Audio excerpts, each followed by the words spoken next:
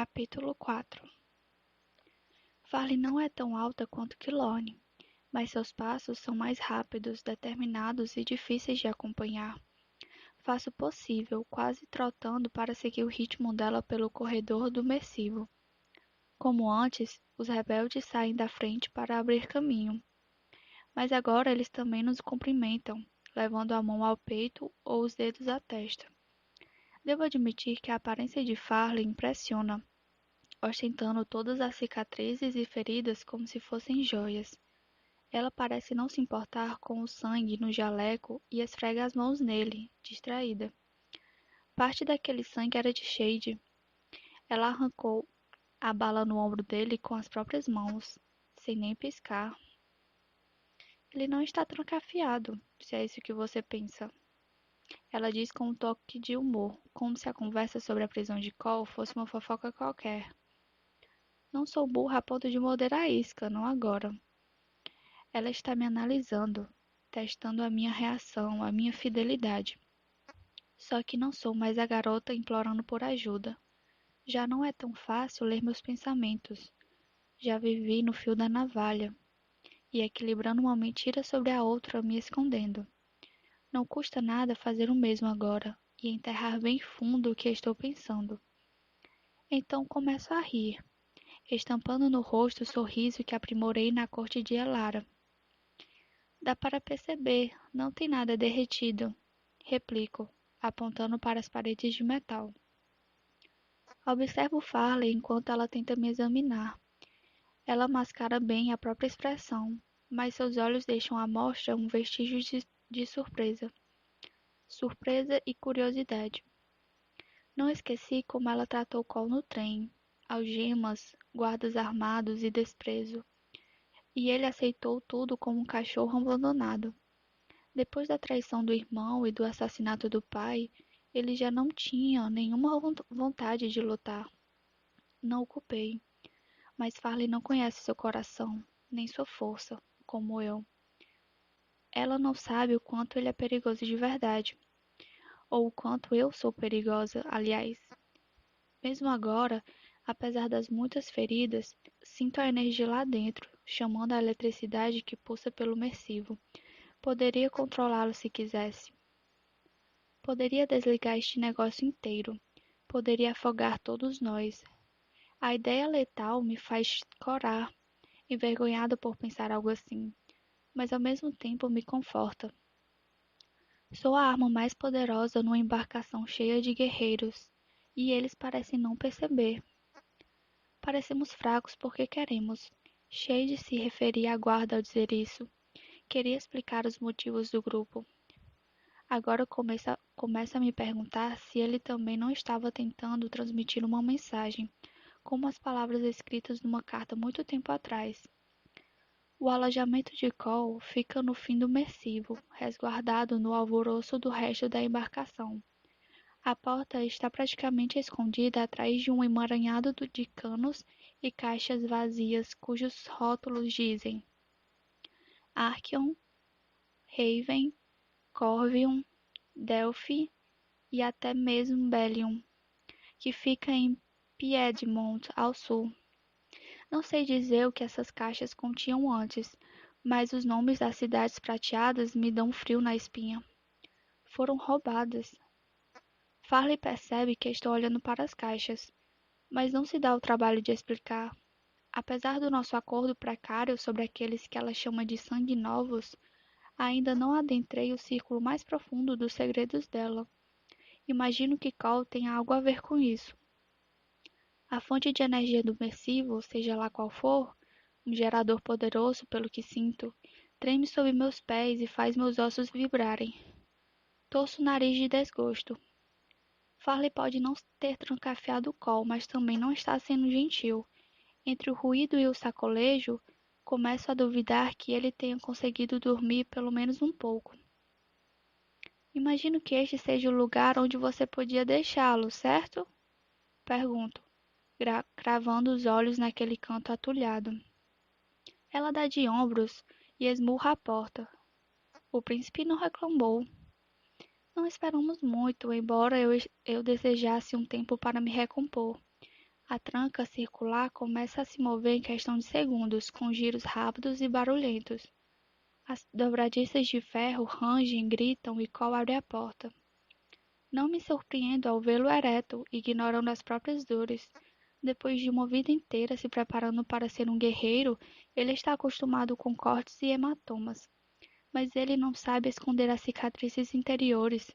Ele evita meu olhar, preferindo focar em Farley, que não percebe ou não quer perceber o coração dilacerado do príncipe.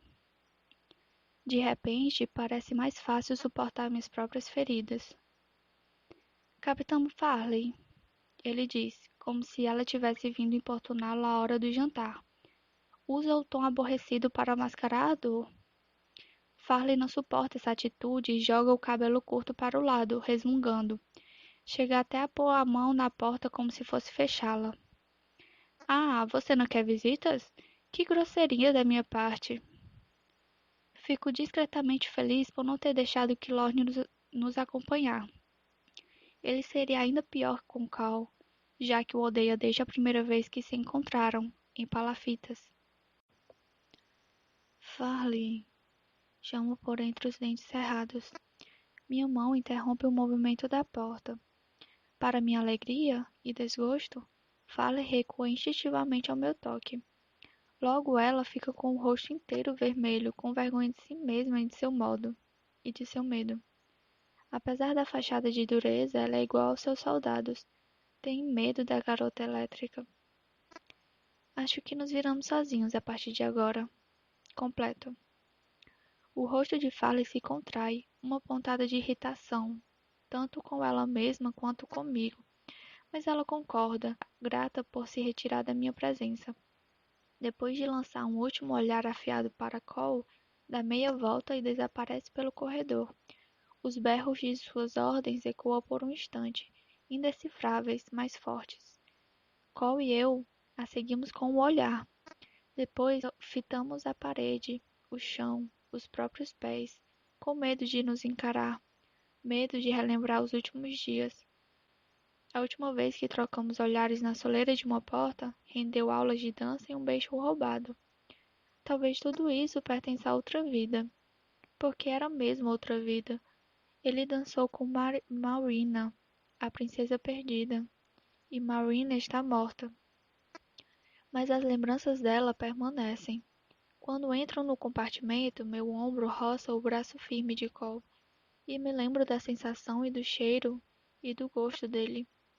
Calor, braças de madeira, nascer do sol. Agora não mais.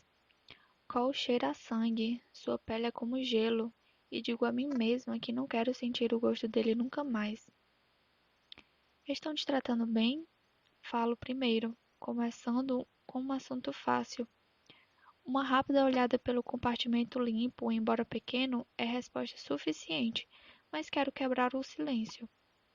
Estão, ele responde, ainda parado diante da porta aberta, refletindo se deve fechá-la ou não. Meus olhos se deparam com um painel aberto na parede, revelando um emaranhado de fios e chaves. Não posso conter um leve sorriso. Cole andou xeretando. Você acha isso uma boa ideia? Um fio errado e...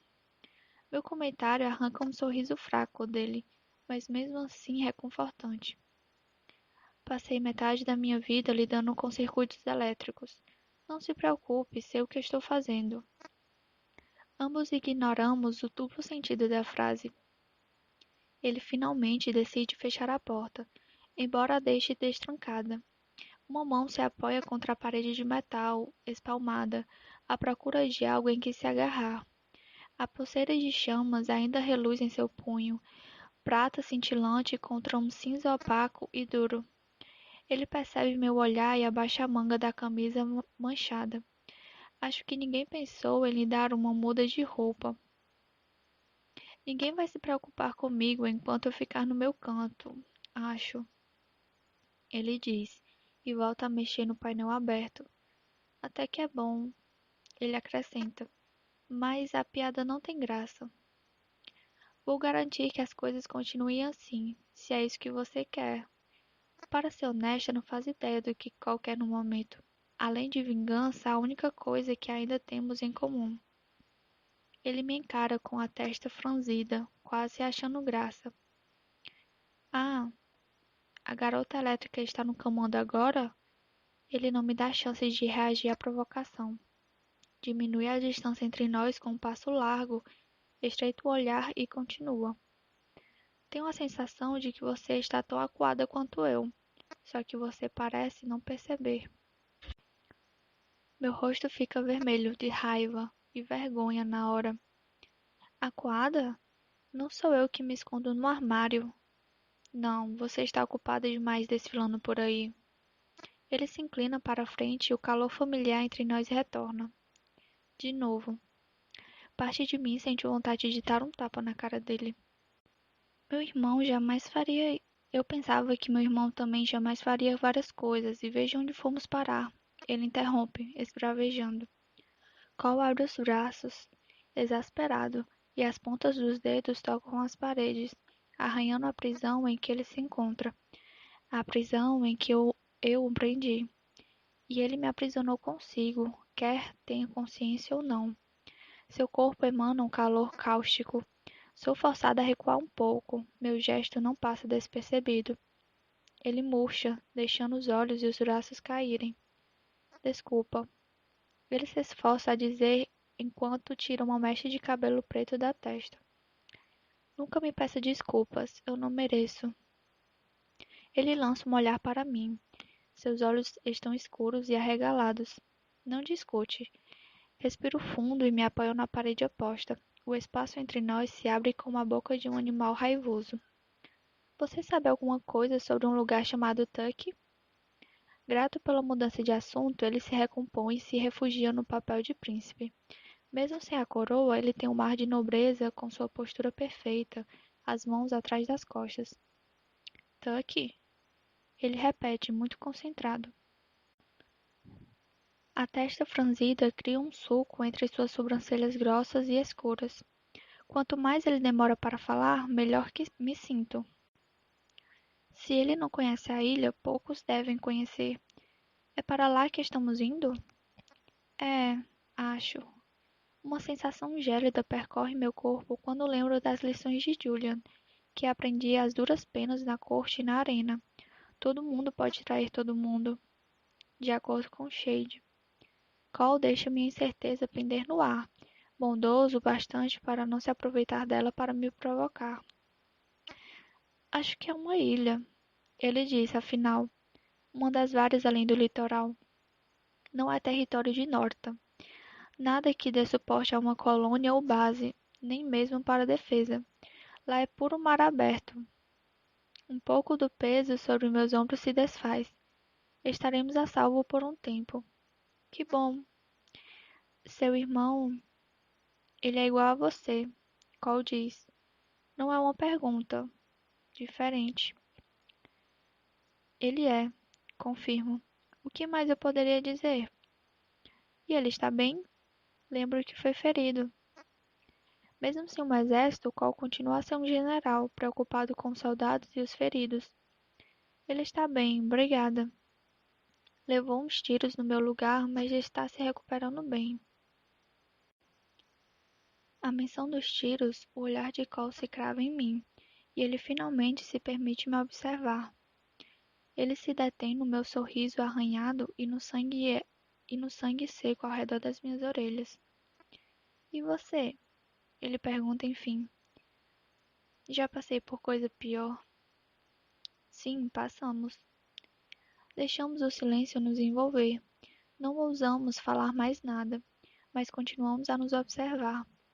De repente, fica difícil suportar a presença dele. E, ao mesmo tempo, não quero sair. Só que o Mercivo tem outros planos. O gerador treme sob meus pés. Seu pulso latejante muda de ritmo. Estamos quase lá, murmuro ao sentir a eletricidade fluir e transbordar para outras partes da embarcação. Cole ainda não sente nada, não tem como, mas também não questiona meus instintos. Ele conhece meus poderes melhor do que qualquer outro nesse subaquático. Melhor que minha própria família, por hora pelo menos. Minha mãe, meu pai, Giza, todos estão à minha espera na ilha. Vou vê-los em breve. Estão lá, seguros. Mas não sei por quanto tempo eu ficarei com eles. Não vou poder ficar na ilha, não se quiser fazer algo pelos sanguinovos. Precisarei voltar a Norta, usar tudo e todos que Farley for capaz de pôr ao meu dispor para tentar encontrá-los. A tarefa já começa a parecer impossível. Nem quero pensar nisso, mas minha mente dá voltas mesmo assim, tentando traçar um plano. Um alarme soa ao mesmo tempo que uma luz amarela começa a piscar sobre a porta de Cole. Incrível! Ouço Cole balbuciar, distraído durante alguns instantes por aquela máquina gigante ao nosso redor. Não duvido que ele tenha sentido vontade de explorar, mas não há lugar para o lado investigativo do príncipe aqui. O garoto que se debruçava sobre manuais e construía motos do zero não tem espaço neste mundo. Eu o matei, assim como matei Marina. Apesar da mente de Cole afeita à mecânica e do meu próprio instinto elétrico, não fazemos ideia do que vai acontecer. Quando o Mersivo dá uma guinada e sai das profundezas do oceano, o compartimento inteiro pende para o lado. A surpresa nos derruba. Colidimos contra a parede e um contra o outro. Nossas feridas se batem, arrancando suspiros doloridos de ambos. O toque dele dói mais do que qualquer outra coisa. É uma facada profunda na memória, e me afasto como posso o mais rápido possível. Esfrego muitos dos meus muitos hematomas. Onde está Sarah Connors quando precisamos dela? Resmungo, desejando que uma curandeira de pele pudesse consertar nós dois. Ela expulsaria as dores com apenas um toque e nos faria voltar à forma para lutar. Outra expressão de dor passa pelo rosto de Cole, mas não por causa dos ferimentos. Parabéns, Mar. Excelente trabalho. Mencionar a mulher que sabia que a mãe dele tinha sido assassinada pela rainha. A mulher em quem ninguém acreditava. Desculpa, eu não queria. Tento me justificar. Ele gesticula para que eu pare e se levanta apoiando um braço contra a parede para não perder o equilíbrio. Tudo bem, ela. Suas palavras saem pesadas, artificiais. Escolhi não dar ouvidos a ela. Não quis escutar. A culpa é minha. Só estive com Sarah Connors uma vez, quando Evangeline quase revelou minha condição para todos durante o treinamento. Julian a convocou. Julian, que a amava, e a observou curar meu rosto ensanguentado e minhas costas roxas.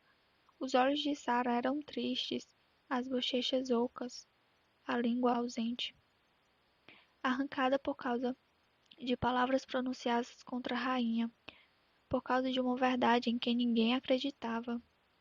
Elara matou a mãe de Cole, Coriane, a rainha cantora, a irmã de Julia, a melhor amiga de Sarah, e ninguém parecia se importar. Era muito mais fácil fechar os olhos. Maven também estava lá, odiando Sarah a cada respiração. Agora sei que aquilo era uma rachadura no seu escudo, deixando entrever quem ele realmente era por trás das palavras ensaiadas e dos sorrisos bondosos. Como Cole, não enxerguei o que estava bem diante de mim. Como Julian, ela já deve estar morta a esta altura.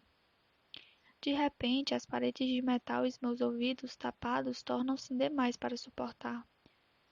Preciso sair deste troço. Apesar do ângulo estranho do compartimento e do zumbido constante na minha cabeça, meus pés sabem o que fazer.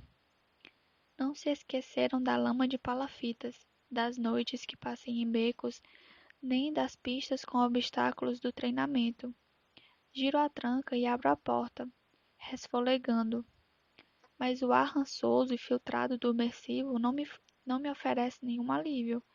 Preciso do cheiro das árvores, da água, das chuvas de primavera. até mesmo do cheiro quente do verão ou do frio da neve do inverno. Preciso de qualquer coisa que me lembre do mundo além desta lata sufocante. Cole me dá uma vantagem antes de me seguir. Seus passos ressoam pesados e lentos atrás de mim. Ele não está tentando me alcançar, mas sim me dar espaço. Se ao menos que Lorne fosse capaz de fazer o mesmo. Meu amigo se aproxima pela outra ponta do corredor, segurando-se em manivelas e trancas circulares para descer aos poucos pelo massivo inclinado. Seu sorriso se desmancha quando ele avista Cole e, em vez de uma expressão severa, demonstra uma indiferença fria. Ele parece achar que ignorar o príncipe vai irritá-lo mais do que a hostilidade escancarada.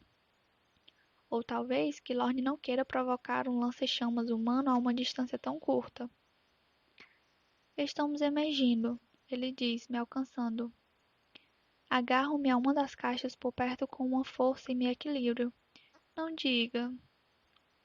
Que Lorne abre um sorriso e se encosta na parede à minha frente. Ele bota os pés bem ao lado dos meus, um desafio digno de nota.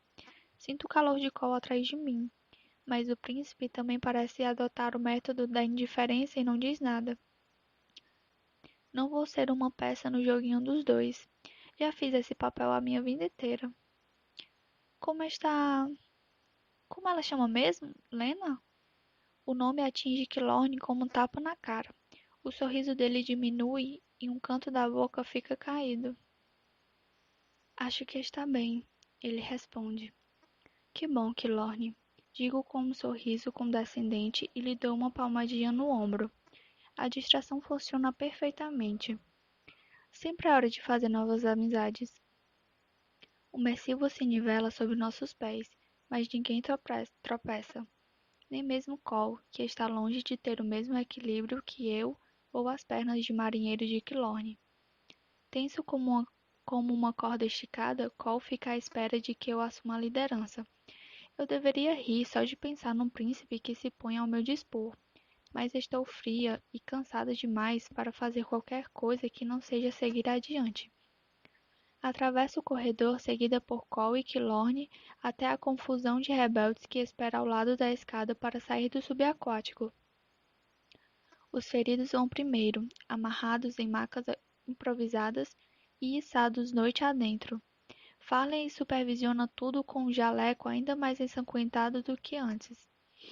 É uma cena horrível. Ela aperta as gases dos curativos, com uma seringa presa entre os dentes. Os piores levam injeções quando passam, uma medicação para amenizar a dor de ser puxado por um tubo estreito. Shade é o último dos feridos, apoiando-se com esforço nos dois rebeldes que caçoaram de Kilorn por causa da enfermeira. Minha vontade é de abrir caminho e ir até ele, mas a multidão está aglomerada demais e não quero chamar mais atenção hoje. Ainda muito fraco para se teletransportar, Shade vai pulando numa perna só, e seu rosto fica vermelho de raiva quando Farley o amarra à maca.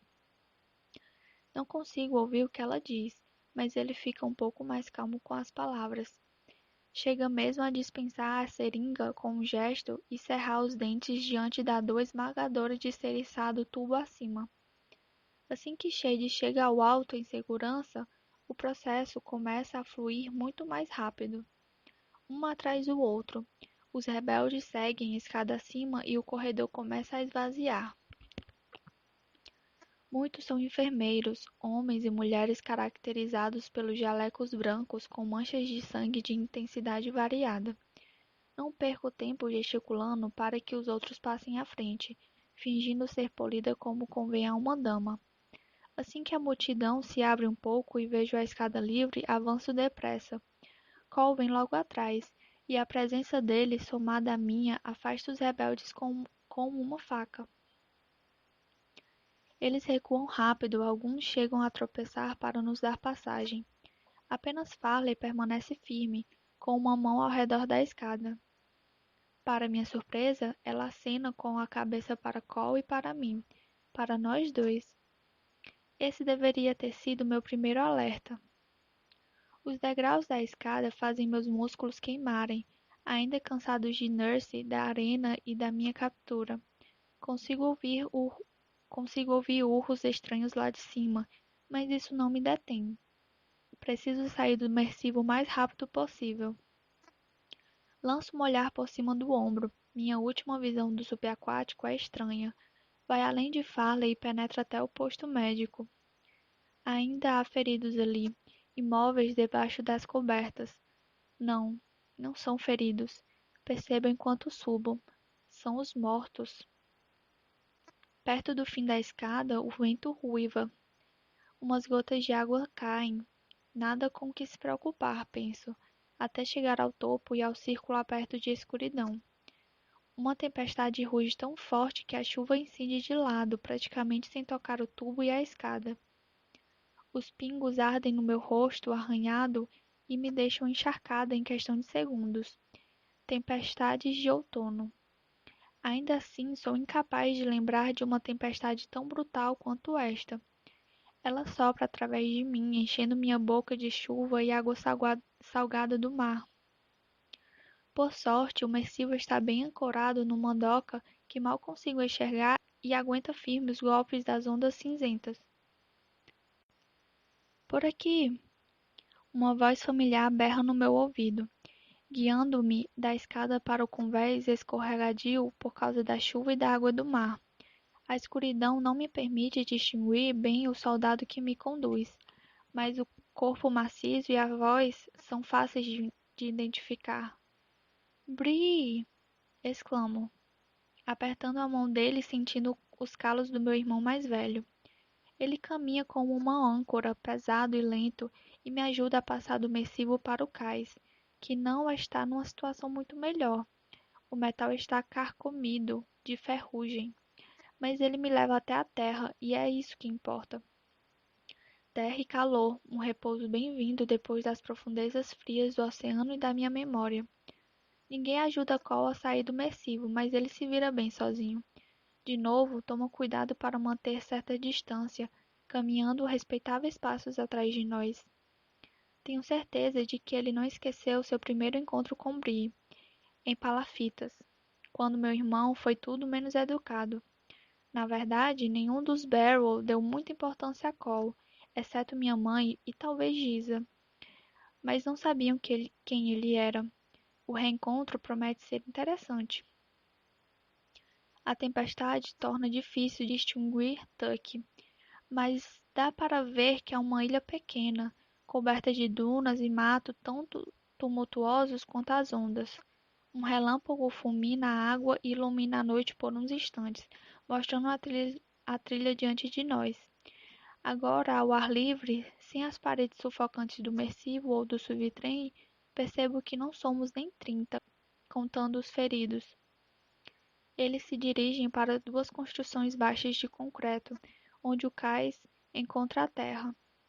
Algumas estruturas se destacam na colina suave acima de nós e parecem abrigos ou quartéis, mas sou incapaz de dizer o que está à frente deles. A próxima explosão de relâmpago é ainda mais perto e reverbera de um jeito gostoso nos meus nervos. Bree, por engano, acha que estou com frio. Me puxa para si e passa um de seus pesados braços pelo meu ombro. O peso dele dificulta a minha caminhada, mas aguento. O fim do cais não chega rápido o suficiente. Logo estarei debaixo de um teto, seca, sobre chão firme e reunida aos outros Barrow depois de tanto tempo, de um tempo longo demais. Essa perspectiva basta para me fazer enfrentar todo aquele corre-corre debaixo da chuva. Os enfermeiros levam os feridos até um veículo velho, com a caçamba coberta com uma lona à prova d'água. Com certeza roubado, como todo o resto. Os dois edifícios em terra firme são hangares, e suas portas estão escancaradas o bastante para revelar mais veículos à espera lá dentro. Há até ancorados no cais, balançando com as ondas cinzentas e enfrentando a tempestade. Nada combina. Veículos obsoletos de diferentes tamanhos, barcos novos em folha, alguns prateados, outros pretos, um verde. roubados ou capturados, ou ambos. Reconheço em um dos barcos o cinza nublado e o azul, as cores da Marinha de Norton. Tuck é como uma versão bem maior do velho trailer de Will Whistle, lotado de bugigangas e itens obtidos pelo comércio legal ou pelo roubo. O veículo médico arranca antes de o alcançarmos e sofre para subir a estrada arenosa em meio à chuva. Apenas a serenidade de Bree me impede de apertar o passo. Como ele não está preocupado com Shade, nem com o que há no topo da montanha, tento fazer o mesmo. Cole não compartilha esse mesmo sentimento e acelera para poder caminhar ao meu lado. A tempestade ou a escuridão, ou talvez simplesmente o sangue prateado, lhe fazem parecer pálido e assustado. Isso não vai durar, ele murmura, baixo o suficiente para que apenas eu escute. O que foi, príncipe? Bree pergunta num tom parecido com um rugido tosco. Eu lhe dou um cutucão nas costelas, mas o único efeito é uma dor no meu cotovelo. Não importa, logo vamos descobrir. O tom da voz dele é pior do que as palavras. Frio, brutal, tão diferente do irmão risonho que eu conhecia. A guarda também o mudou. Bree, do que você está falando? Cole já sabe, e para de andar no alto, com os olhos cravados nos meus. O vento bagunça seu cabelo e o faz grudar na testa. Seus olhos cor de bronze escurecem de medo e meu estômago dá um nó diante da cena. De novo não, suplico. Por favor, que eu não tenha caído em mais uma armadilha. Um dos hangares paira atrás dele. As portas se escancaram, as dobradiças estranhamente silenciosas. Um monte de soldados, numerosos demais para contar, marcham em sincronia, tão disciplinados quanto qualquer legião. Suas armas estão prontas e seus olhos brilham na chuva. Seu líder bem que podia ser um calafrio, com cabelo loiro quase branco e postura gélida. Mas ele tem sangue vermelho como o meu. Um dos olhos, embaçado de rubro, sangra por trás da retina. Bree, o que é isso? Berro, me lançando na frente do meu irmão com grunhidos viscerais. Em vez de me responder, ele toma minha mão num gesto brusco, segura firme, valendo-se da força para me impedir de escapar. Se fosse qualquer outra pessoa, eu lhe daria um bom choque, mas é meu irmão, não posso e não vou fazer isso com ele. Bree, me solta! Não vamos machucá-lo, ele diz, e não para de repetir: não vamos machucá-lo, prometo. Então essa jaula não é para mim, mas isso não me acalma nem um pouco. Quando muito, me deixa mais brava e desesperada. Ao olhar para trás, deparo com os punhos acesos de Cole, que está com os braços bem abertos para enfrentar o homem do olho vermelho. E então? Cole ruge desafiador, soando mais como um animal do que como um homem, um animal acuado. Há armas demais, mesmo para Cole, e vão atirar contra ele se for preciso. Talvez seja isso que queiram, uma desculpa para matar o príncipe caído. Grande parte de mim sabe que eles têm motivo para isso. Cole era um dos que caçavam a Guarda Escarlate, foi o responsável pela morte de Tristan, pelo suicídio de Wash e pela tortura de Farley. Soldados às ordens dele esmagaram a maior parte das forças rebeldes de Farley. E sabe-se lá quantos ele mandou para a linha de frente da guerra para morrer, trocando a vida de soldados vermelhos por uns quilômetros a mais até Lakeland. Ele não tem qualquer compromisso com a causa. É um perigo para a Guarda Escarlate. Mas ele é uma arma tão boa quanto eu, que podemos usar no futuro próximo. Será uma tocha para ajudar a dissipar a escuridão na luta dos Sanguinoves contra Maven. Ele não vai vencer essa briga, Mar, que Lorne diz, escolhendo o pior momento para ressurgir ao meu lado. Ele sussurra no meu ouvido como se a proximidade pudesse me influenciar. Ele vai morrer se tentar. É difícil ignorar essa lógica. De joelhos, de Tibérias, o homem do olho vermelho diz enquanto dá passos ousados na direção do príncipe flamejante. Vapor começa a subir da silhueta de Cole, como se a tempestade estivesse tentando apagá-lo. Mãos atrás da cabeça! Cole não faz nada e estremece à menção do primeiro nome. Ele mantém a postura firme, forte, altiva, apesar de saber que se trata de uma batalha perdida. Antes, ele talvez se rendesse na esperança de salvar a própria pele. Agora, ele acredita que sua pele não vale nada. Aparentemente, só eu penso o contrário. Cole, faça o que ele diz. O vento carrega a minha voz, de modo que todo o hangar é capaz de ouvir. Receio que possam ouvir meu coração também, batendo como um tambor no peito. Cole! Devagar, relutante, uma estátua desmanchando-se em pó. Cole se ajoelha e desfaz o fogo. Ele fez o mesmo ontem, pondo-se de joelhos ao lado do cadáver decapitado do pai. O homem do olho vermelho abre um sorriso orgulhoso, com dentes brilhantes e retos. Ele se ergue diante de Cole com prazer, desfrutando da visão de um príncipe a seus pés, desfrutando do poder que isso lhe confere. Mas eu sou a garota elétrica, e ele não faz ideia do que é o verdadeiro poder.